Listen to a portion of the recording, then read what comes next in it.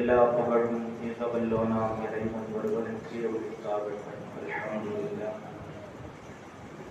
அவன் சாந்தியும் சமாதானமும் நம் பெருமானார் ஸல்லல்லாஹு அலைஹி வஸல்லம் அன்னவர்களின் மீதும் அன்னவர்களின் அழகான வாழ்க்கையை எடுத்து நடந்த உத்தம சத்திய சஹாபாக்கள், தாபிஈன்கள், தபஉத் தாபிஈன்கள், வலிமார்கள், நல்லோர்கள், நாதாக்கள், குறிப்பாக நம் மீதும் நம்மை சார்ந்தவர்களின் மீதும் என்றென்றும் நின்று நிலவட்டுமாக. ஆமீன் யா ரப்பல் ஆலமீன். மிகுந்த மரியாதைக்கும் சங்கைக்கும் உரித்தான தன்னிடம் பரத்தவர்களே, ஏனைய உஸ்தாதுமார்களே, கண்ணியத்திற்குரிய நிர்வாக பெருமக்களே, பெரியோர்களே, சகோதரர்களே, மாணவ செல்வங்களே, அல்ஹம்துலில்லாஹ். வலிகள் கோமான், பீரான பீர், மீரான மீர், ஷேഖனா வ கௌசனா அஷ்ஷேக் அப்துல் காதிர் அல் ஜிலானி ரலியல்லாஹு அன்ஹு அன்னவர்களுடைய ரோஸ் முபாரக்கை முன்னிட்டு மஹதரத்துல் காதிரியா அரபிக் கல்லூரியில் நடந்து கொண்டிருக்கும் தொடர் சொற்பொழிவினுடைய 2வது நாளான இன்று ஹலாலான பொருளாதாரம் என்னும் தலைப்பின் கீழ் பேச பணிக்கப்பட்டிருக்கிறேன். அல்ஹம்துலில்லாஹ். அல்லாஹு சுப்ஹானஹு வ தஆலா நம்முடைய அத்துணை செயல்களையும் சொல்களையும் இஹ்லாஸ் என்னும் தூய எண்ணம் நிறைந்தவைகளாக ஆக்கித் தருவானாக. ஆமீன் யா ரப்பல் ஆலமீன். கண்ணியத்திற்குரிய சகோதரர்களே, ஹலாலான பொருளாதாரம் என்னும் இந்த ஆழமான தலைப்பை பற்றி ஆராய்வதற்கு முன்னால் ஏராளமான விஷயங்களை, முன்னுரைகளை நாம் அவசியமாக தெரிந்து கொள்ள வேண்டும். பொருளாதாரம் என்று பார்க்கும் பொழுது உலக மக்கள் எல்லாவர்களாலும் ஆசிக்கக்கூடிய, இச்சைப்படக்கூடிய ஒரு பொருள்தான் செல்வம், பொருளாதாரம் என்பது. அல்லாஹ் சுப்ஹானஹு வ தஆலா அந்த பொருளாதாரத்தை ஈட்டுவதற்கு நமக்கு அனுமதியும் தந்திருக்கிறார். உலகத்தை பொறுத்த மட்டில் மனிதனை தவிர எந்த உயிரினங்களும் செல்வங்களை சேர்ப்பதில்லை, சொத்துக்களை சேர்ப்பதில்லை. அதே நேரத்தில் மனித குலத்தில் பிறந்த சின்ன பிள்ளை முதல் வயோதிகத்தின் உச்சத்தை அடைந்த, முதிர்ச்சி அடைந்த மனிதர்கள் வரை எப்படி செல்வங்களை சேர்க்கலாம், சொத்துக்களை ஒன்று சேர்க்கலாம் என்னும் சிந்தனை உடையவர்களாகவே இருக்கிறார். அதை அல்லாஹ் சுப்ஹானஹு வ தஆலா நமக்கு அனுமதிக்கவும் செய்திருக்கிறார். அல்லாஹ் அவனுடைய திருமறையில் நமக்கு சொல்லித் தருவான்,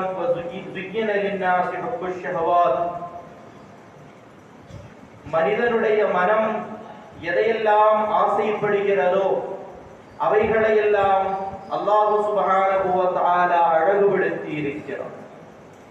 அவைகளையெல்லாம் மனிதர்களுக்கு அழகுபடுத்தப்பட்டிருக்கிறது. அவைகள் என்னென்ன என்று அல்லாஹ் பட்டியலிடுகிறான். மினன் நிசா, பெண்களால், மனைவிமார்களால், வல் பனீன், சந்ததிகளால், வல் கனாதீரில் முகந்தரதி மினத் தஹபி வல் ஃபில்லா, தங்கத்தினாலும் வெள்ளியினாலும் இருக்கக்கூடிய பெரும் குவியல்களால், வல் கைலில் முஸவ்வமா, அடையாளமிடப்பட்ட குதிரைகளால், அதாவது அந்த காலத்தில் இருந்த மிகப்பெரிய வாகனங்கள் குதிரைகள் என்பது. இந்த காலத்தில் இருக்கக்கூடிய லக்ஷரி வண்டிகளை போல், கார்களை போல் அந்த காலத்தில் இருந்த வாகனங்கள் தான் குதிரைகள் என்பது. அதைத்தான் அல்லாஹ் குறிப்பிடுகிறான். வல் கைலில் முஸவ்வமா வல் அன்ஆம், ஆடு மாடு ஒட்டகம் என்னும் உயிரினங்களால், வல் ஹர்தி, விளைநிலங்களாலும் விவசாயங்களாலும். ஆனால் தாலிக மதாஉல் ஹயாத்தித் துன்யா, அவைகளெல்லாம் நீங்கிச் செல்லக்கூடிய நிலையற்ற துனியாவினுடைய மத்தாழ்களாகும், சரக்குகளாகும். வல்லாஹு இன்தஹு ஹுஸ்னுல் மஆப், அல்லாஹ்வினிடத்தில் தான் அழகான தங்குமிடம் இருக்கிறது என்று அல்லாஹ் நமக்கு சுட்டிக்காட்டுவார். இவைகளின் மீதெல்லாம் மனிதனுக்கு இருக்கக்கூடிய ஆசைகளை அழகுபடுத்தப்பட்டிருக்கிறது. இவைகளையெல்லாம் ஹலாலான முறையில் சம்பாதிக்கவும் அவைகளை பயன்படுத்தவும் அல்லாஹ் சுப்ஹானஹு வ தஆலா நமக்கு அனுமதி தந்திருக்கிறார்.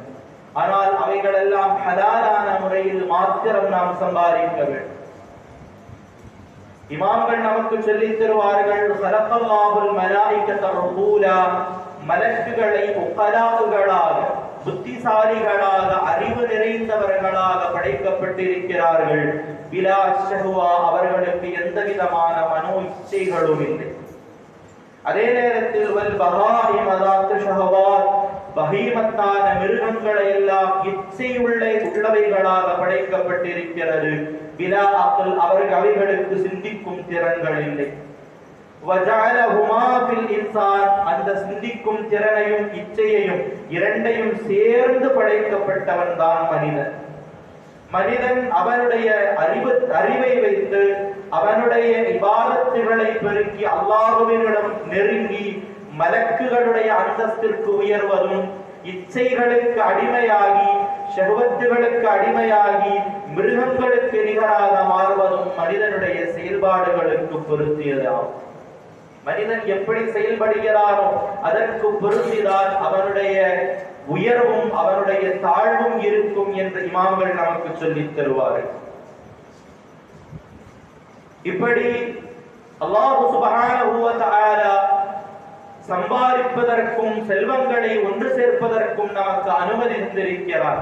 பெருமானார் ஸல்லல்லாஹு அலைஹி வஸல்லம் நமக்கு சொல்லித் தருவார்கள், லவ் கான லிபினி ஆதம வாதியம் மின் தஹப், மனிதனுக்கு தங்கத்தினால் இருக்கக்கூடிய ஒரு ஓடை இருந்தாலும் லஅஹப்ப அய்யகூன லஹு வாதியான், இரண்டு ஓடை இருந்திருந்தால் நன்றாக இருக்குமே என்று அவன் எண்ணுவான். வலா யம்லஉ ஃபாஹு இல்ல துராப், அவனுடைய மண்ணை தவிர அவனுடைய வாயை எதுவும் நிரப்பாது என்று பெருமானார் ஸல்லல்லாஹு அலைஹி வஸல்லம் நமக்கு சொல்லித் தருவார்கள். மனிதன் துனியாவின் மீது ஆசையுள்ளவனாகவும் செல்வங்களின் மீது பேராசை கொண்டவனாகவும் இருக்கிறார். இப்படி இந்த இயல்பில் தான் மனிதனை படைத்திருக்கிறார். இதற்கு பல ரகசியங்கள் இருக்கிறது. மனிதனுக்கு இந்த இச்சை கொடுக்கப்படாவிட்டால் இந்த உலகத்தினுடைய சமச்சீரான நிலைப்பாடு இருக்காது என்பதுதான் அதனுடைய முக்கிய காரணம். இந்த உலகத்தில் விவசாயிகள் விவசாயம் செய்ய வேண்டும், வியாபாரிகள் வியாபாரம் செய்ய வேண்டும், இபாதத்தாளிகள் இபாதத்துகள் செய்ய வேண்டும். ஒவ்வொருவர்களுக்கும் அல்லாஹ் ஒவ்வொரு வேலையை கொடுத்திருக்கிறான். அந்த வழிகளில் அவர்கள் பயணிக்க வேண்டும் என்றால் தான் இந்த உலகத்தினுடைய நிலை சமச்சீராக இருக்கும். அதற்காகவே இந்த இச்சைகளை எல்லாம் மனிதனுக்கு அல்லாஹ் சுப்ஹானஹு வ தஆலா புகட்டி இருக்கிறான். ஆனால் இந்த ஆசைகள் ஒருபோதும் மற்றவர்களை ஏமாற்றவோ காயப்படுத்தவோ கூடாது என்பதுதான் இஸ்லாமினுடைய நோக்கம். அதனால் பொருளாதாரத்தை பற்றி நாம் ஆராய்ச்சி செய்யும் பொழுது எப்படியெல்லாம் மனிதன் பொருளாதாரத்தை ஈட்டலாம், பொருளாதாரத்தை எப்படியெல்லாம் சம்பாதிக்கலாம் என்பதை பற்றி நாம் பார்க்கும் பொழுது மிக முக்கியமான சில அடிப்படைகளை அதற்கு முன்னால் நாம் விளங்கிக் கொள்ள வேண்டும். முதலாவதாக, இந்த உலகத்தில் இருக்கக்கூடிய அத்துணை செல்வங்களுக்கும் சொந்தக்காரன் எஜமானன் அல்லாஹு ஜல்ல ஜலாலுஹு மாத்திரம்தான். வேறு யாருக்கும் இங்கு சொந்தம் கொண்டாடுவதற்கு எதுவும் இல்லை.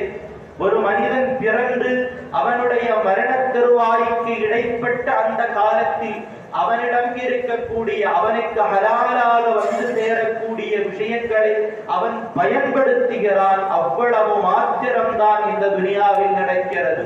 மாறாக எதையும் அவன் சொந்தமாக ஆக்கிக் கொள்ளக்கூடிய ஒரு நிலைமை அல்லாஹு தஆலா இங்கே நடைமுறைப்படுத்தவில்லை.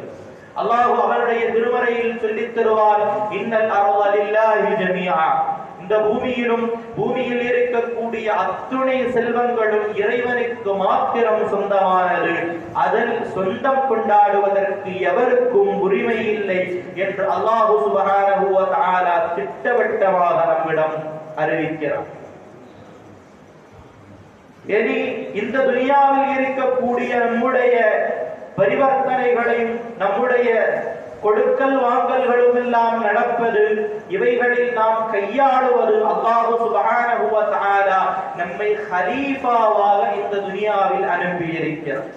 அவனுடைய பிரதிநிதிகளாக இந்த துனியாவில் அனுப்பியதனால் அவனுக்கு சொந்தமான இந்த செல்வங்களை இந்த துனியாவில் இருக்கும் காலம் வரை அதை பயன்படுத்தக்கூடிய வாய்ப்பை அல்லாஹ் சுப்ஹானஹு வ தஆலா நமக்கு உருவாக்கி தந்திருக்கிறார். அல்லாஹ் திருமறையில் நமக்கு சொல்லித் தருவான், ஆமினு பில்லாஹி வ ரசூலிஹி, இறைவனை கொண்டும் இறை தூதரை கொண்டும் நீங்கள் ஈமான் கொள்ளுங்கள். வஅன்ஃபிகு மிம்மா ஜஅலகும் முஸ்தக்லஃபீன், உங்கள் ஹலீஃபாக்களாக படைக்கப்பட்ட விஷயங்களில் இருந்து நீங்கள் செலவழித்துக் கொள்ளுங்கள். வல்லதீன ஆமனூ மின்கும் வஅன்ஃபகு லஹும் அஜ்ருன் கபீர், உங்களில் இருந்து யாரெல்லாம் ஈமான் கொண்டார்களோ, யாரெல்லாம் அவர்களுக்கு கொடுத்த செல்வங்களை தான தர்மம் செய்தார்களோ அவர்களுக்கு மிகப்பெரிய நற்கூலி இருக்கிறது என்று அல்லாஹ் சுப்ஹானஹு வ தஆலா அவருடைய திருமறையில் நமக்கு சொல்லித் தருவார். இதிலிருந்து நாம் விளங்கிக் கொள்ளலாம், அல்லாஹு ஜல்ல ஜலாலுஹு நமக்கு ஹிலாஃபத்தினுடைய அடிப்படையில் தான் இந்த உலகத்தில் இருக்கக்கூடிய அத்துணை செல்வங்களும் கையாளக்கூடிய ஒரு நிலைமையை நமக்கு உருவாக்கி தந்தது. மாறாக இந்த உலகத்தில் உள்ள எதுவும் நமக்கு சொந்தமானதல்ல. அதுபோல் இரண்டாவதாக நாம் விளங்கிக் கொள்ள வேண்டியது, அல்லாஹ் சுப்ஹானஹு வ தஆலா இந்த உலகத்தில் இருக்கக்கூடிய அத்துணை உயிரினங்களுக்கும் தேவையான எல்லாவற்றையும் இங்கே படைத்து தயாராக்கி வைத்திருக்கிறார். அல்லாஹ் சுப்ஹானஹு வ தஆலா இந்த சிறிய பூச்சிகள் முதல் மிகப்பெரிய திமிங்கலங்கள் வரை இந்த உலகத்தில் வாழ்ந்து கொண்டிருக்கிறது. அவைகளுக்கெல்லாம் ரிஸ்க் அளித்துக் கொண்டே இருக்கிறார். யாரும் இங்கே பட்டினி கிடப்பதில்லை. சுலைமான் நபி அலைஹிஸ்ஸலாம் கடல் வாழ் உயிரினங்களுக்கு ஒரு நாள் உணவளிக்கிறேன் என்று கேட்ட நிகழ்வு நமக்கெல்லாம் அறிந்தது. ஒரு நாளைக்கு போக ஒரு நேரத்திற்கு கூட ஒரு மீனினுடைய பசியை கூட அவர்களால் தீர்க்க முடியவில்லை. ஆனால் அல்லாஹ் சுப்ஹானஹு வ தஆலா இந்த உலகத்தில் இருக்கக்கூடிய அத்துணை உயிரினங்களுடைய பசிகளையும் அல்லாஹ் சுப்ஹானஹு வ தஆலா அந்தந்த நேரத்தில் நீக்கிக் கொண்டிருக்கிறார். எல்லா உயிரினங்களுக்கும் தேவையான எல்லா விஷயங்களையும் எல்லா செல்வ வளங்களையும் அல்லாஹ் சுப்ஹானஹு வ தஆலா இந்த உலகத்தில் படைத்து வைத்திருக்கிறார். வஜஅல்னா லகும் ஃபீஹா மஆயிஷா, உங்களுடைய வாழ்வாதாரங்களையும் வளங்களையும் எல்லாம் நாம் இந்த துனியாவில் படைத்து வைத்திருக்கிறோம். வலகத் மக்கன்னா லகும் ஃபில் அர்த், பூமியில் நாம் உங்களுக்கெல்லாம் சௌகரியப்படுத்தி கொடுத்திருக்கிறோம். வஜஅல்னா ஃபீஹா மஆயிஷா, உங்களுடைய வாழ்வாதாரங்களை நாம் இங்கே படைத்து வைத்திருக்கிறோம் என்று ஏராளமான ஆயத்துகள் வாயிலாக அல்லாஹ் சுப்ஹானஹு வ தஆலா இந்த விஷயத்தை நமக்கு உணர்த்தி தருவான். பெருமானார் ஸல்லல்லாஹு அலைஹி வஸல்லம் சஹாபாக்களுக்கு ஒரு துஆஐ, தாவூத் நபி அலைஹிஸ்ஸலாமினுடைய ஒரு துஆஐ கற்றுக் கொடுப்பார்கள். யா ராதிதன் நஆபி ஃபீ உஷ்ஷிஹி, யா ராதிதன் நஆப், நஆபுக்கு ரிஸ்க் அளிப்பவனே, ஃபீ உஷ்ஷிஹி, அதனுடைய கூட்டில் வைத்து நஆபுக்கு ரிஸ்க் அளிப்பவனே என்று துஆ செய்வார்கள். நஆப் என்பது என்ன? முஃபஸ்ஸிர்கள் விளக்குவார்கள், நஆப் என்பது ஒரு காகத்தினுடைய முட்டை விரிந்து வெளியே வரக்கூடிய ஒரு குஞ்சு, அதற்கு தான் நஆப் என்று கூறுவார்கள். அதனுடைய நிறம் வெண்மை நிறமாக இருக்கும். இந்த வெள்ளை நிறமான இந்த குஞ்சை பார்த்தவுடன் காகம் நினைக்குமா, இது என்னுடைய குஞ்சு அல்ல என்று நினைத்துக் கொண்டு இந்த குஞ்சை விட்டு விட்டு அது தனியாக சென்று விடும். அப்படி இருக்கக்கூடிய அந்த குட்டிக்கு, அந்த குஞ்சுக்கு பசிக்கும் போது யார் உணவளிப்பார்? அதற்கும் உணவளிக்கக்கூடிய அல்லாஹ் சுப்ஹானஹு வ தஆலா எப்படி உணவளிக்கிறார்? அதனுடைய வாயில் ஒரு விதமான ஒரு வாடையை அல்லாஹ் ஏற்படுத்துவார். அந்த வாடையின் மீது ஈர்ப்பம் கொண்டு பலவிதமான பூச்சிகளும் பலவிதமான சின்ன சின்ன பிராணிகளும் அதனுடைய வாயில் வந்து அமருமா, அதை அப்படியே விழுங்கி அது தன்னுடைய வாழ்க்கையை, தன்னுடைய பசியை போக்கிக் கொள்ளும். அப்படி கொஞ்ச நாட்கள் செல்லும் பொழுது அதனுடைய கருமை நிறத்தில் இருக்கக்கூடிய தூவல்கள் வரும் பொழுது, ரெக்கைகள் வரும் பொழுது அதனுடைய தாய்க்காகம் விளங்கிக் கொள்ளும் இது தன்னுடைய குஞ்சுதான் என்று. அதற்கு பின்னால் அந்த குஞ்சை நல்ல முறையில் அதனுடைய தேவைகளை நிறைவேற்றிக் கொடுக்கும் என்று இமாம்கள் விளக்குவார். அப்படிப்பட்ட நஆபுக்கும் கூட ரிஸ்களிக்க கூடியவனே என்று தாவூத் நபி அலைஹிஸ்ஸலாம் துஆ செய்வார்கள் என்று பெருமானார் ஸல்லல்லாஹு அலைஹி வஸல்லம் தன்னுடைய சஹாபிகளுக்கு கற்றுக் கொடுப்பார். ஆனால் மனிதன் மட்டும் அவன் ரிஸ்கை தேடி அலைந்து நடந்து கொண்டிருக்கிறான். எங்கு சென்றால் என்னுடைய வியாபாரத்தை உயர்த்த முடியும், எங்கு சென்றால் என்னுடைய இந்த வியாபாரத்திற்கு வாய்ப்புகள் இருக்கிறது என்று தேடி அலைந்து கொண்டிருக்கிறான் மனிதன். இந்த இரண்டு விஷயங்களையும் விளங்கும் பொழுது, அதாவது அல்லாஹ் சுப்ஹானஹு வ தஆலா தான் இந்த உலகத்தில் இருக்கக்கூடிய அத்துணை செல்வங்களுக்கும் எஜமான், அத்துணை செல்வங்களுக்கும் சொந்தக்காரன் அல்லாஹ் மாத்திரம்தான். மனிதர்கள் எல்லாம் அல்லாஹ்வினுடைய கலீஃபாவினுடைய பிரதிநிதியினுடைய அந்தஸ்தில் இருப்பவர்கள். அவர்களுக்கு இந்த பூமியில் பிறந்து மரணிக்கும் அந்த இடைப்பட்ட காலத்தில் இங்கு இருக்கக்கூடிய செல்வங்களை அவர்கள் பயன்படுத்திக் கொள்ளலாம். இந்த இடத்தில் இமாம் குர்துபி ரஹ்மத்துல்லாஹி அலைஹி ஒரு விளக்கம் தருவார்கள். வஹாதா யதுல்லு, இந்த ஆயத்துகள் நம்மை அறிவிக்கிறது அலா அன்னஹா லைஸத் பி அம்வாலிக்கும் ஃபில் ஹகீகா, இந்த பூமியில் இருக்கக்கூடிய செல்வங்கள் எல்லாம் யதார்த்தத்தில் உங்களுடைய செல்வங்கள் அல்ல.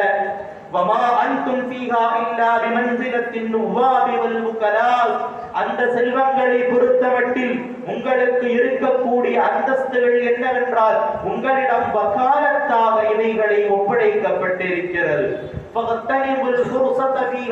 உங்களுக்கு கிடைத்த இந்த வாய்ப்புகளை நீங்கள் பயன்படுத்திக் கொள்ளுங்கள்.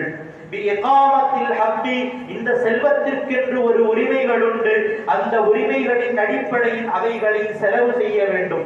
பாவப்பட்டவர்களுக்கு சதகா கொடுக்க வேண்டும், ஜகாத்துகள் கொடுக்க வேண்டும். இந்த செல்வத்தை கொண்டு உங்களால் என்னெல்லாம் நலவுகள் செய்ய முடியுமோ அந்த நலவுகளை உங்களுடைய மரணத்திற்கு முன்னால் இந்த வாய்ப்பை நீங்கள் பயன்படுத்தி செய்து கொள்ளுங்கள். கபல அன் துஸால மின்கும் இலா மன் பஅதிக்கும், உங்களுடைய காலத்திற்கு பின்னால் உங்களுடைய அடுத்த தலைமுறைக்கு இந்த செல்வங்களை நீக்கம் செய்யப்படும். அதற்கு முன்னால் உங்களுடைய இந்த வாய்ப்புகளை நீங்கள் பயன்படுத்திக் கொள்ளுங்கள் என்று இமாம் குர்துபி ரஹ்மத்துல்லாஹி அலைஹி நமக்கு சொல்லித் தருவார்கள். எல்லா ரிஸ்குகளும் அல்லாஹ்வுக்கு சொந்தமானது. மனிதன் இங்கே பயன்படுத்தக்கூடிய அனுமதி மாத்திரம் இங்கே இருக்கிறது. இரண்டாவதாக அல்லாஹ் சுப்ஹானஹு வ தஆலா இந்த உலகத்தில் இருக்கக்கூடிய அத்துணை உயிரினங்களுக்கும் தேவையான எல்லா வளங்களையும் தேவையான எல்லா ரிஸ்குகளையும் அவைகளுக்கு சுற்றி படைத்து வைத்திருக்கிறான் என்பதுதான் உண்மை. இந்த இரண்டு விஷயங்களும் விளங்கும் பொழுது நம்முடைய மனதில் வரக்கூடிய ஒரு சந்தேகம் இருக்கிறது. மனிதன் வியாபாரம் செய்யக்கூடாதா? மனிதன் விவசாயம் செய்யக்கூடாதா? மனிதன் பொருளீட்ட கூடாதா?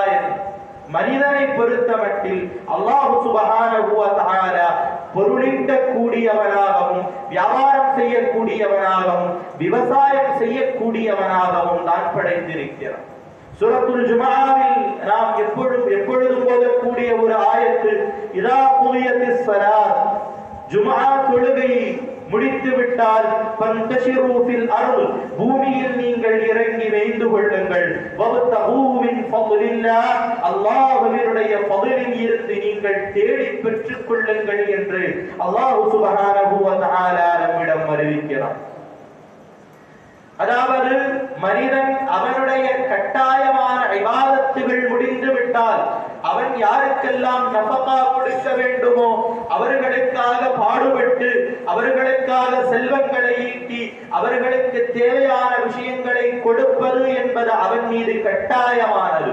அதற்கு மிகப்பெரிய ஒரு நற்கூலியை அல்லாஹ் சுப்ஹானஹு வ தஆலா ஏற்பாடு செய்திருக்கிறார்.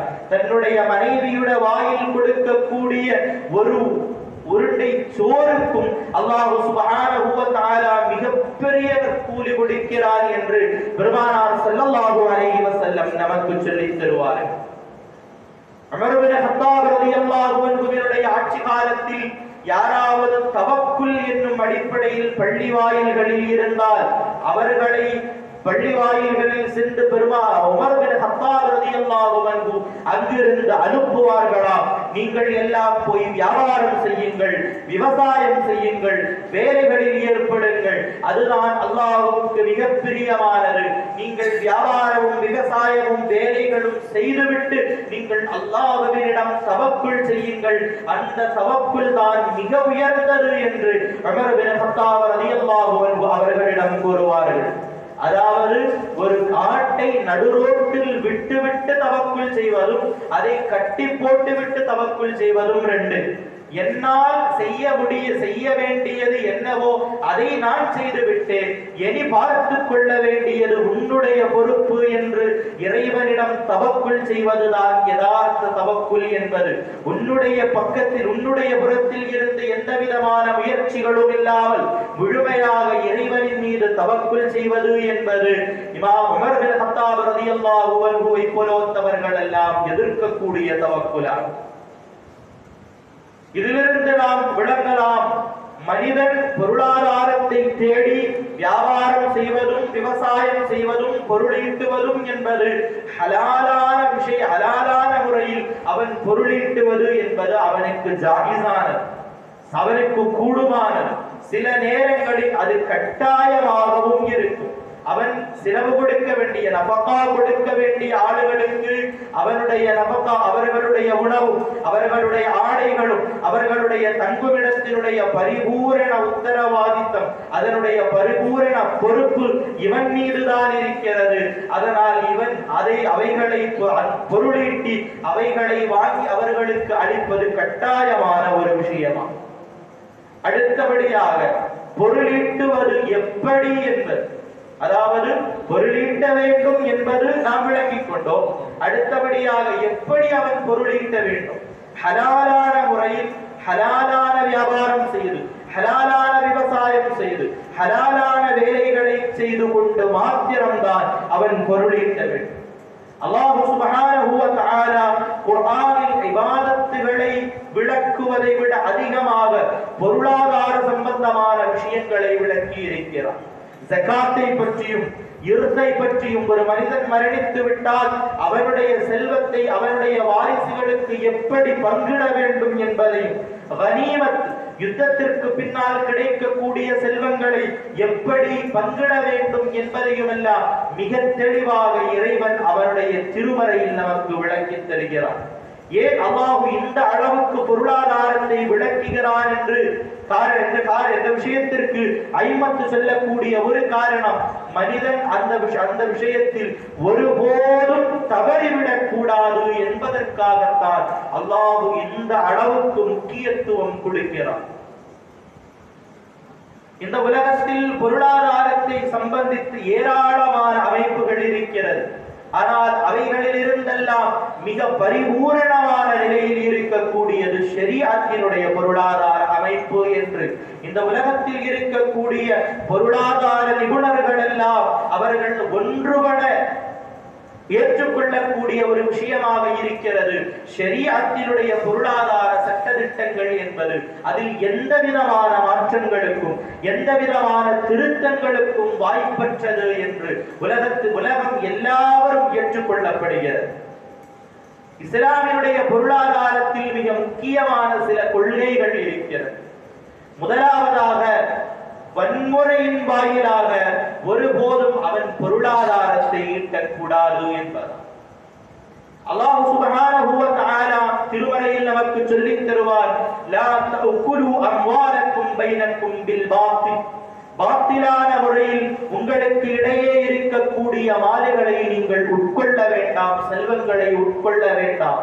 வன்முறையான மார்க்கத்தில் நீங்கள் ஒருபோதும் பொருளாதாரத்தை ஈட்டக்கூடாது என்று அல்லாஹ் சுப்ஹானஹு வ தஆலா திட்டவட்டமாக இந்த ஆயத்தின் வாயிலாக நம்மை அறிவிக்கிறார்.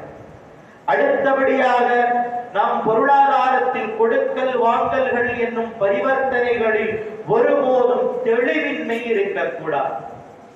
ஒரு விஷயம் தெரியாத ஒரு விஷயத்தை விற்கிறது, தெரியாத ஒரு விஷயத்தை வாங்குறது என்று இன்று உலகத்தில் அதிகமாக நடந்து கொண்டிருக்கக்கூடிய வியாபாரங்கள் இப்படித்தான் இருக்கிறது. ஒரு பொருளை ஆன்லைன்ல வாங்குறான், இல்லைன்னா பல இன்டர்நெட்லையும் பல காயின்களையும் அவன் வாங்குறான், விற்கிறான். அது என்ன ஏது அதை பத்தி அவனுக்கு ஒண்ணுமே தெரியாது. அப்படி இருக்கக்கூடிய வியாபாரங்கள் எல்லாம் இஸ்லாமில் தடை செய்யப்பட்டிருக்கக்கூடிய வியாபாரம். பெருமானார் ஸல்லல்லாஹு அலைஹி வஸல்லம் நமக்கு சொல்லி தருவார்கள், நஹா ரசூலுல்லாஹி ஸல்லல்லாஹு அலைஹி வஸல்லம் அன் பைஇல் ஹஸா. பெருமானாருடைய சஹாபிகள் நமக்கு சொல்லி தந்திருக்கிறார்கள், பெருமானார் ஸல்லல்லாஹு அலைஹி வஸல்லம் தடுத்திருக்கிறார்கள் அன் பைஇல் ஹஸா, பைஉல் ஹஸாவை தொட்டு. பைஉல் ஹஸா என்பது என்ன? கல்லறிந்து செய்யக்கூடிய வியாபாரம். கல்லறிந்து செய்யக்கூடிய வியாபாரம் என்றால் ஒரு 10 மூட்டைகள், மூட்டை நிறைய பொருள்கள் வைக்கப்படும். இதிலிருந்து ஒருவன் ஒரு கல்லை எறிவான். அந்த கல் எந்த மூட்டையின் மீது சென்று வீழ்கிறதோ அது இவனுக்கு சொந்தமான. அதுல என்ன இருக்குது, அது நல்லதா கெட்டதா, பழசா புதுசா, அதெல்லாம் அவனுக்கு தெரியாது. இந்த கல் எதன் மீது சென்று வீழ்கிறதோ அது இவனுக்கு உடையது, அது இவனுக்கு சொந்தமானது. இந்த பைஅ, இந்த வியாபாரத்தை பெருமானார் ஸல்லல்லாஹு அலைஹி வஸல்லம் வன்மையாக கண்டித்திருக்கிறார். பெருமானாருடைய காலத்தில் ஜாகிலியாக்களுக்கு இடையே 37 விதமான வியாபாரங்கள் இருந்தது. அந்த 37 விதமான தவறான வியாபாரங்களையும் பெருமானார் ஸல்லல்லாஹு அலைஹி வஸல்லம் தடுத்திருக்கிறார்கள் என்று ஹதீஸினுடைய கிரந்தங்களில் இருந்து நாம் புரிந்து கொள்ள வேண்டும். அதே போல் கரர் வரக்கூடிய பைஐ விட்டும், வியாபாரத்தை விட்டும் பெருமானார் ஸல்லல்லாஹு அலைஹி வஸல்லம் தடுத்திருக்கிறார்கள். கரர் என்றால் என்ன? அதற்கு ஏராளமான அர்த்தங்களை இமாம்கள் கொடுக்கிறார்கள். அதிலிருந்து எல்லாவற்றையும் உட்கொள்ளக்கூடிய ஒரு முக்கியமான அர்த்தம் வஹுவ மஸ்தூருல் ஆகிபா, இந்த வியாபாரத்தினுடைய முடிவு என்ன என்று அறியாமல் மறைக்கப்பட்டது. இந்த வியாபாரம் நல்ல முறையில் முடியுமா, அல்ல உனக்கு சாதகமாக முடியுமா, பாதகமாக முடியுமா என்று உனக்கு தெரியாத வியாபாரம். அந்த வியாபாரத்தை தொட்டு பெருமானார் ஸல்லல்லாஹு அலைஹி வஸல்லம் தடுத்திருக்கிறார்கள். ஒரு பொருளை நாம கண்ணால பார்க்கிறோம், அதுக்கு தேவையான பணத்தை கொடுக்கிறோம், வாங்குறோம், அது நல்ல வியாபாரம். எங்கேயோ இருக்கக்கூடிய ஒரு பொருளை நாம் இங்கிருந்து கொண்டு வியாபாரம் செய்வது என்பது அதில் கரர் இருக்க வாய்ப்பு இருக்கிறது.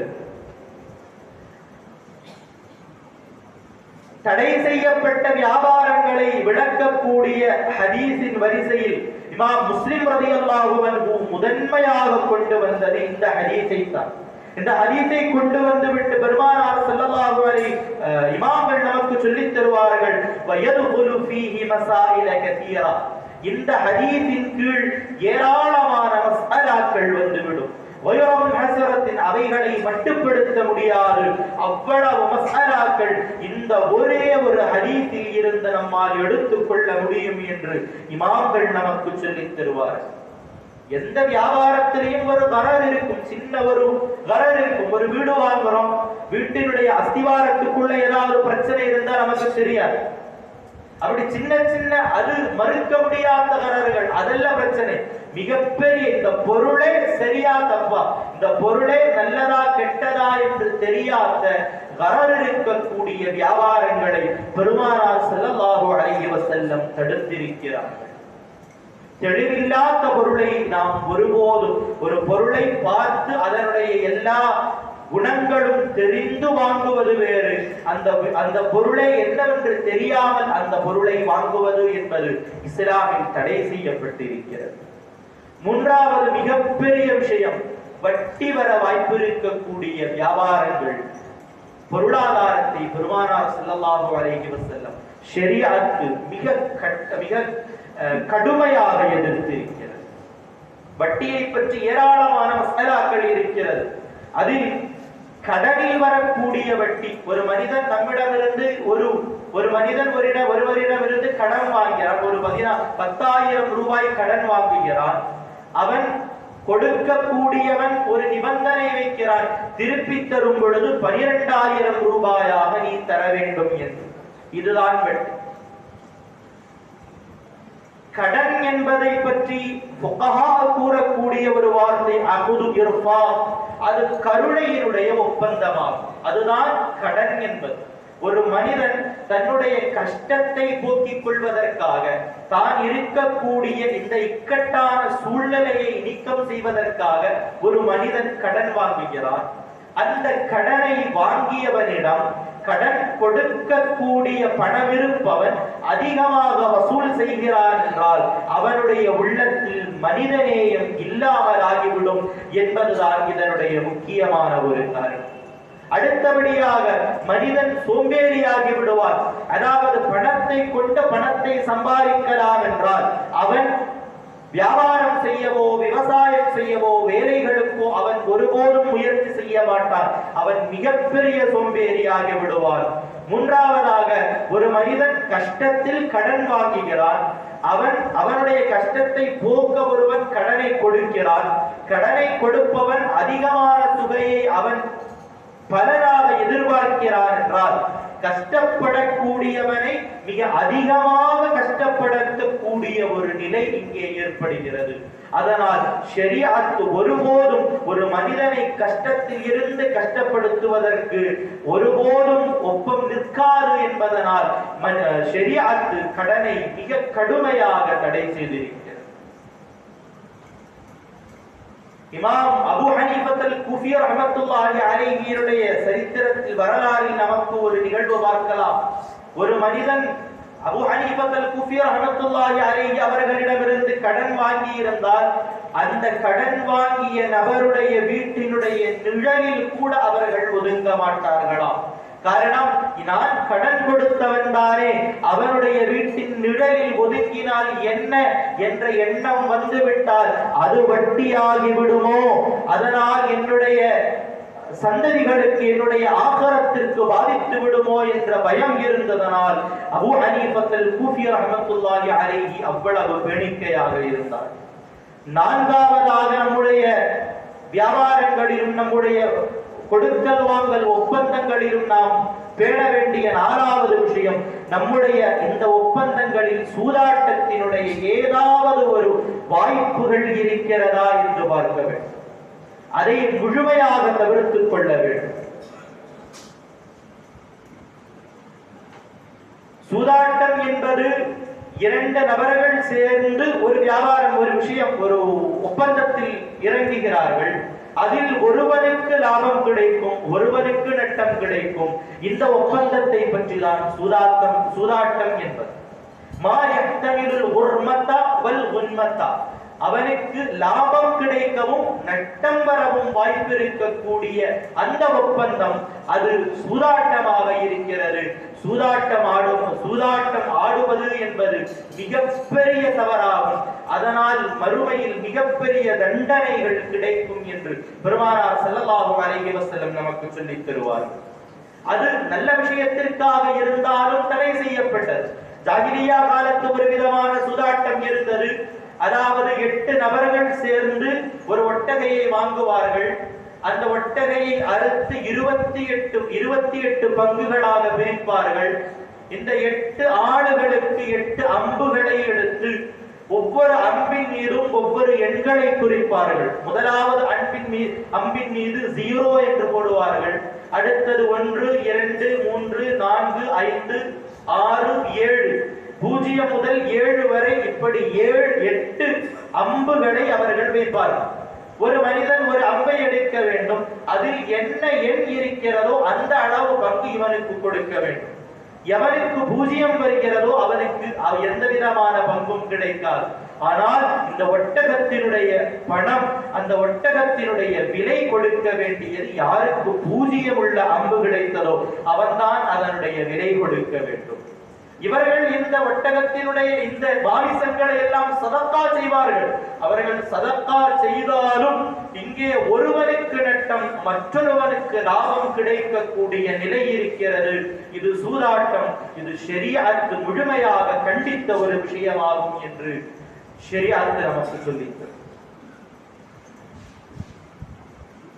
எந்த ஒரு வியாபாரம் செய்வதற்கு முன்னாலும் நாம் பரிபூரணமாக அந்த வியாபாரத்தினுடைய ஹலால் ஹராமை பேணி அதனுடைய மசாலாக்களை பரிபூரணமாக படித்து புரிந்ததற்கு பின்னால் தான் அந்த வியாபாரத்தில் இறங்க வேண்டும். பல நபர்கள் இருக்கிறார்கள், வியாபாரம் ஆரம்பம் செய்வார்கள், ஆரம்பம் செய்த பல நாட்களுக்கு பின்னால் அந்த வியாபாரத்தில் ஹராம் இருக்கிறதா ஹலால் இருக்கிறதா என்று தேடி நடப்பார்கள். யாராவது ஒரு ஆலிம் சாயிதையா ஹலால்னு சொல்லிட மாட்டாங்களா அப்படின்னு அவர் எதிர்பார்த்துக்கிட்டே இருப்பார். அது மிகப்பெரிய தவறு. ஒரு விஷயம், ஒரு வியாபாரம் ஆரம்பம் செய்வதற்கு முன்னால் அது ஹலாலா ஹராமா என்பதை பற்றி பரிபூரணமாக நீ அறிந்து கொள்ள வேண்டும். ஏன் ஹலாலையும் ஹராமையும் பேண வேண்டும்? இந்த வியாபாரத்தில் சம்பாதிக்கக்கூடிய பணத்தை கொண்டுதான் உன்னுடைய மனைவி மக்களுக்கு நீ உணவளிக்கிறாய்.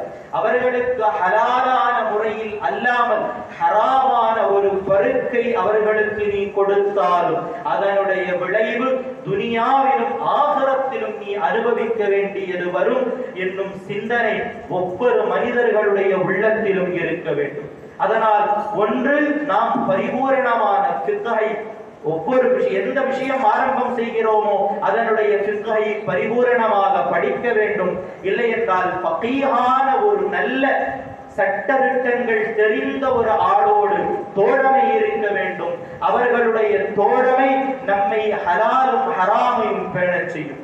அல்லாஹ் சுப்ஹானஹு வ தஆலா நம்முடைய வாழ்க்கை நல்லோர்களோடு சேர்ந்திருக்கக்கூடிய, நல்ல ஃபுகஹாக்கள், உலமாக்கள், சித்தீகீன்கள், சாலிஹீன்களோடு சேர்ந்திருக்கக்கூடிய வாழ்க்கையாக அமைத்து தருவானாக.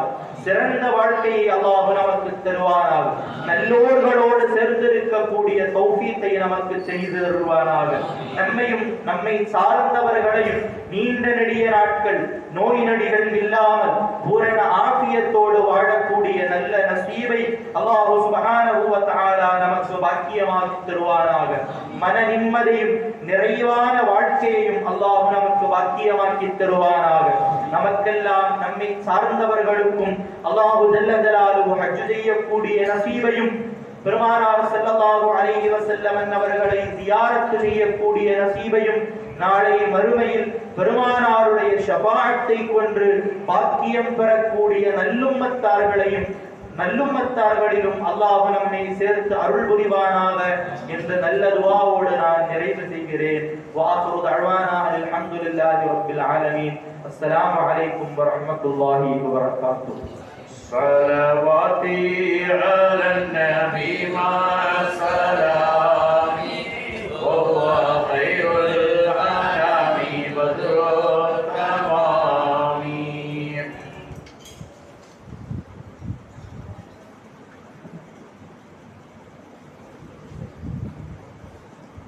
السلام عليكم ورحمة الله تعالى وبركاته.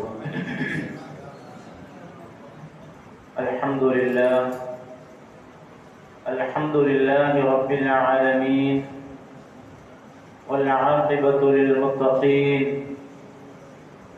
والصلاة والسلام على سيدنا أشرف المرسلين وعلى آله وصحبه أجمعين. أما بعد، فقد قال الله تعالى في القرآن العظيم وفي الفرقان المجيد: أعوذ بالله من الشيطان الرجيم، بسم الله الرحمن الرحيم. ألا إن أولياء الله لا خوف عليهم ولا هم يحزنون الذين آمنوا وكانوا يتقون. قال النبي صلى الله عليه وسلم: يحبون الدنيا وينسون الآخرة، يحبون الحياة وينسون الممات. يا سيد السادات جئتك قاصدا أرجو رضاك وأحتمي بحماك. يا أكرم الثقلين يا كنز الورى، جد لي بجودك أرضني برضاك.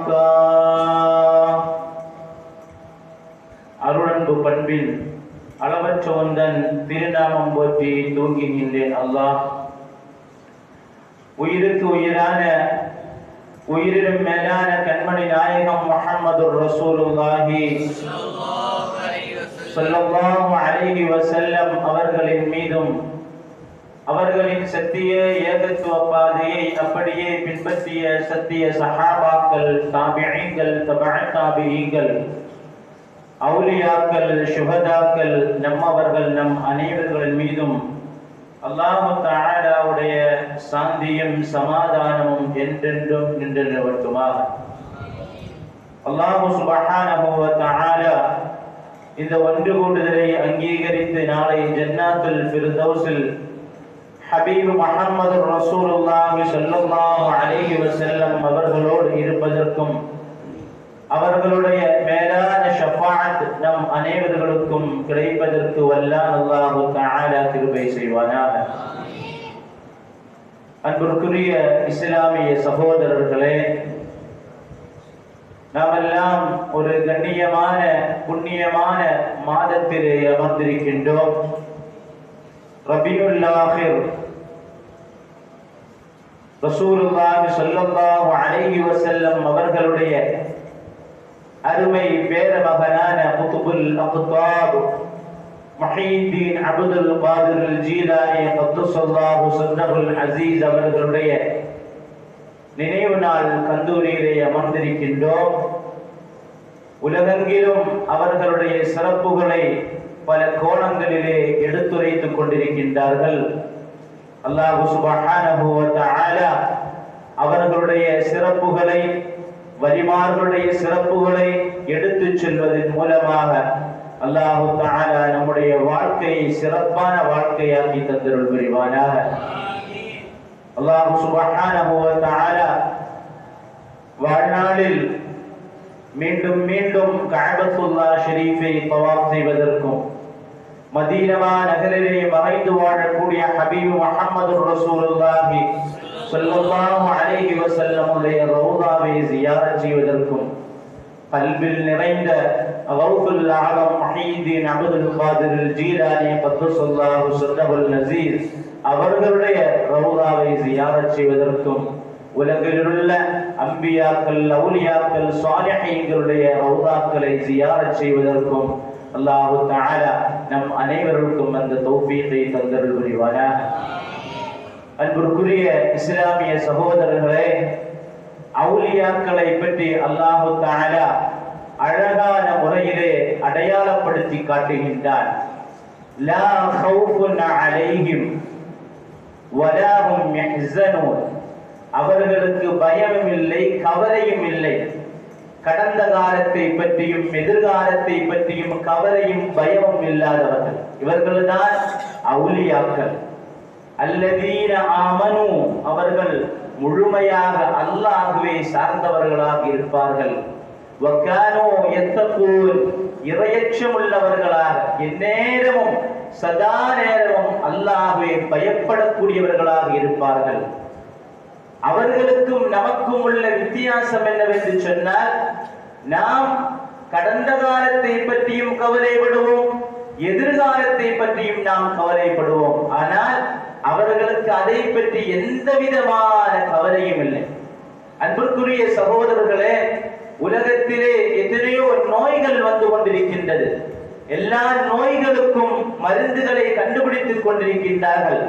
ஆனால் கண்டுபிடிக்கப்படாத ஒரு நோய் என்று சொன்னால் கவலை, பயம். அதற்கு எந்தவித மருந்தும் இல்லை. ஆன்மீகத்திலே மருந்து. ஆனால் சில நேரங்கள் அதை போக்குவதற்காக சில நேரங்களில் தூக்க மாத்திரை நமக்கு தருவார்கள். கொஞ்ச நேரம் தூங்கு. ஆனால் அதையெல்லாம் அப்பாற்பட்டவர்கள் அவுலியாக்கள். இந்த 4 தன்மைகளையும் அவுலியாக்களுக்கு அல்லாஹ் சுப்ஹானஹு வ தஆலா சொல்லிவிட்டு சொல்லுவான், லஹுமுல் புஷ்ரா ஃபில் ஹயாத்தித் துன்யா வ ஃபில் ஆখিরা. அவர்களுக்கு இம்மையிலும் மறுமையிலும் சுப செய்தி உண்டு என்று அல்லாஹ் சுப்ஹானஹு வ தஆலா நமக்கு சொல்லி தருவான். அன்பிற்குரிய சகோதரர்களே, உலகத்தில் உள்ள எல்லா அவுலியாக்களுடைய சரிதைகளை எடுத்து பார்த்தால் ஒன்றை நாம் அழகான முறையில் பார்க்க முடியும்.